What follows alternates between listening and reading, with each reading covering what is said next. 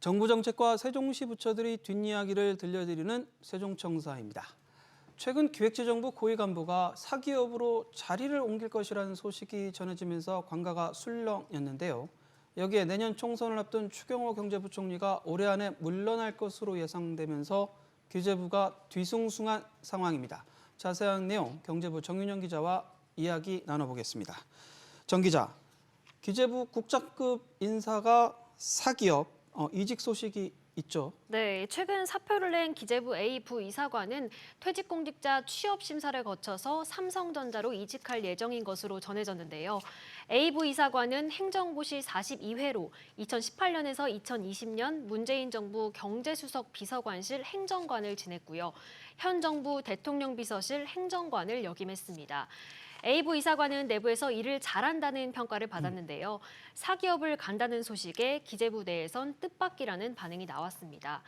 기재부 출신 간부가 삼성전자로 이직하는 건 현재 삼성전자 커뮤니케이션 팀 부사장을 맡고 있는 김희태 전 부이사관 이후 7년 만입니다.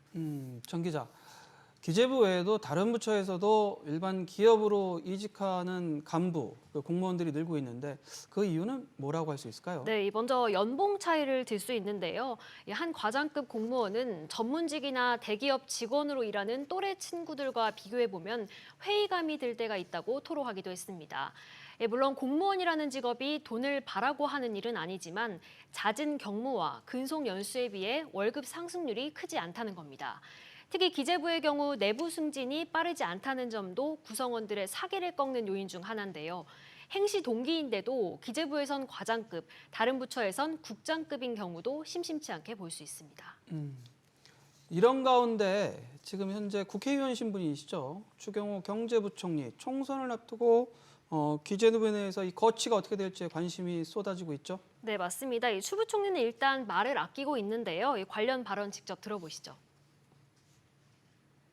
인사 문제는 제가 늘 말씀드리지만 들어올 때도 제 마음대로 들어온 것이 아니고 나갈 때도 제 마음대로 나가는 게 아니라 어느 인사권자께서 결정하실 부분이다 하는 적정할 때 그 문제를 말씀드릴 수 있을 때 말씀드리겠다 이렇게. 네, 현행법상 내년 4월 10일 열리는 총선에 입후보하려면 선거 90일 전인 1월 11일까지 공직에서 물러나야 하는데요.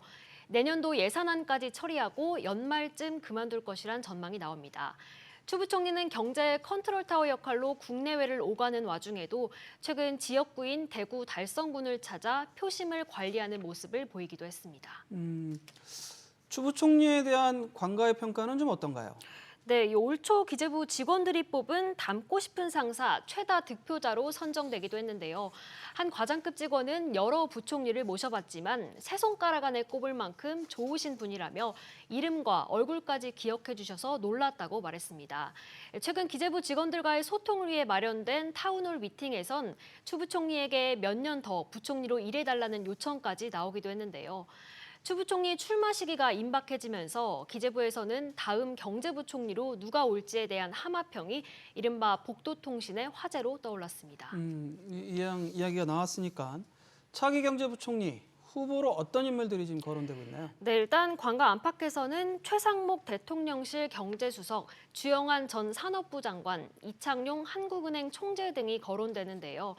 최 수석은 행정고시 29회로 공직에 입문했고 박근혜 정부 시절 기재부 1차관을 지냈습니다.